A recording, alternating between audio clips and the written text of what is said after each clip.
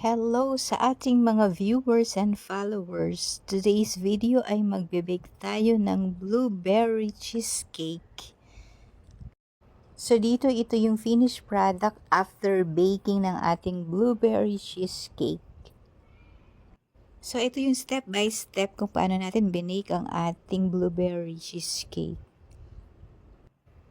Ito yung gagamitin nating equipment, yung stand mixer, at yung ating springform cake pan.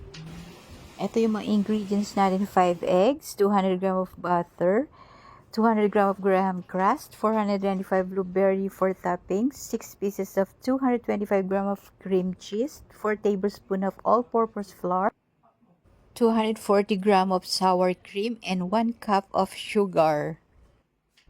At testingin muna natin yung ating stand mixer dahil once in a while lang natin ito nagagamit. So far, okay naman itong mixer natin.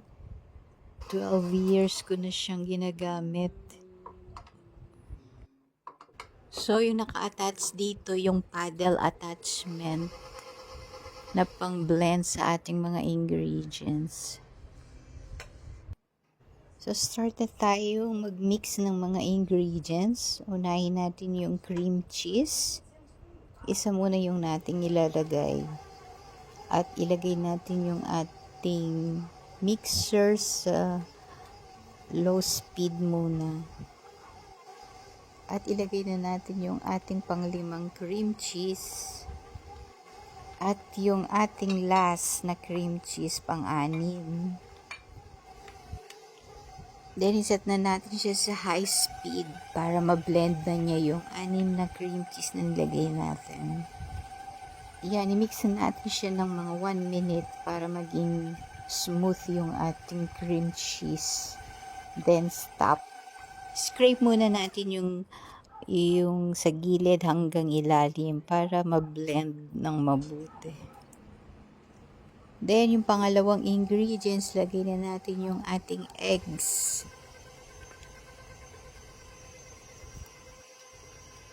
Then, ilagay na natin lahat ng ating eggs para ma-mix na niyang mabuti lahat. Then, iset na natin siya sa high speed dahil nailagay na natin yung ating 5 eggs. Then, binalik natin siya sa low speed dahil nilagay natin yung ating all-purpose flour. And then, ilagay na din natin yung ating sour cream.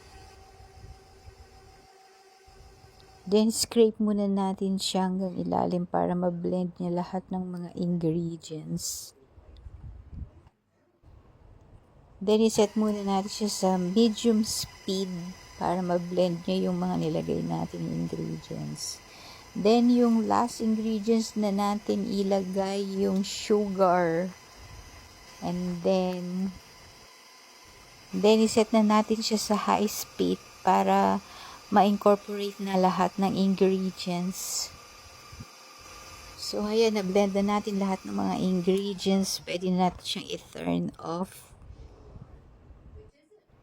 Ay, masarap na siya. Hindi pa siya nabe-bake. Tanggalin na natin yung ating paddle attachment and then scrape na natin. Then, gawin na natin yung ating graham crust. Tunawin lang natin yung butter sa pan. At ilagay na sa graham crust yung butter. Pwede pang lagyan ng 1 tablespoon of sugar yung graham crust mo kung gusto mong mas matamis. Pero ako hindi ko na siya nilagyan ng sugar pa. Then, spread na natin yung ating crust sa baking pan. So, spread natin siya sa dalawang baking pan. So, ayan, na-spread na natin yung ating graham crust sa cake pan. Pwede natin ilagay yung mixture ng ating cheesecake. So, ayan, ilagay na natin yung ating mixture sa baking pan para even yung portion ng mixture natin. Maglagay tayo sa isang cup. Kung ilang cups ang malalagay sa isang baking pan. So, ayan, na-measure na natin yung ating mixture. So, 5 cups sa isang baking pan ang nailagay natin. So, bali total of 10 cups yung nagawa nating mixture. So, ayan, nailagay na natin yung ating mixture sa cake pan. Pwede na natin siyang i-bake sa oven. So, na-preheat na natin yung ating oven ng 15 minutes at nakaset na siya sa 180 degrees Fahrenheit. I-bake natin siya with water bath ng 20 minutes. So, habang binibake natin yung ating cheesecake, prepare natin yung ating blueberry toppings. Dahil concentrated yung blueberry syrup natin, pwede natin i-adjust ang sweetness at mag-add tayo ng half cup of water para hindi masyadong matamis. Pero nasa inyo na po yun kung gusto niyo i-adjust yung sweetness niya. So, ayun na, after 20 minutes, hanggalin na natin yung ating cheesecake sa oven. Ang ganda na ng texture at test natin siya by toothpick kung luto na yung loob. So far, okay na yung loob.